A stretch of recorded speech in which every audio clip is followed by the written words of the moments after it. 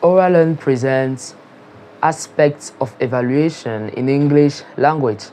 Bonjour, OraLearn vous présente les aspects d'évaluation en anglais. Alors, si ce contenu t'intéresse, n'oublie pas de t'abonner, liker, activer la petite cloche de notification pour ne manquer aucune de nos prochaines vidéos. Alors, c'est parti, parlons du concret. Donc, vous avez certainement entendu parler des différents tests de langue que nous avons abordés dans une vidéo précédente. Aujourd'hui, nous allons aborder les 4 aspects d'évaluation que comprennent chacun de ces tests. Alors, le premier aspect dont nous avons parlé, c'est celui du reading. Alors, pour ceux qui ne le savent pas, reading signifie lire en français.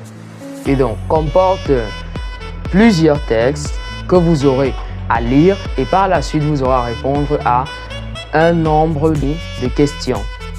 Et donc, si vous avez une épreuve de reading en face de vous, vous aurez peut-être des QCM auxquels vous aurez à répondre après avoir lu le texte. Par la suite, le second aspect dont nous avons parlé, c'est l'aspect du speaking. Speaking en français signifie parler. Et donc, lorsque vous êtes face à cette épreuve, vous aurez soit affaire à des enregistrements que vous aurez à écouter puis à répondre à des questions, ou alors, comme dans le cas du test du Cambridge University, vous serez en face d'un jury qui vous posera des questions et vous aurez à répondre à ces questions-là.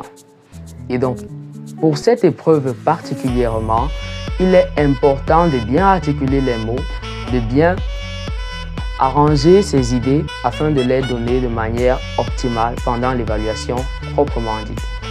Par la suite, nous aurons l'aspect du listening.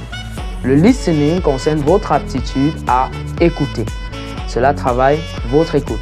Et donc, lorsque vous passez une épreuve de listening, que ce soit au ICE ou à d'autres tests, vous aurez à écouter des locuteurs parler au travers de voice, d'enregistrements audio que vous aurez à écouter et puis par des questions et peut-être que vous aurez à écrire, vous aurez à répondre à des questions correspondant à ce que vous avez écouté dans le voice.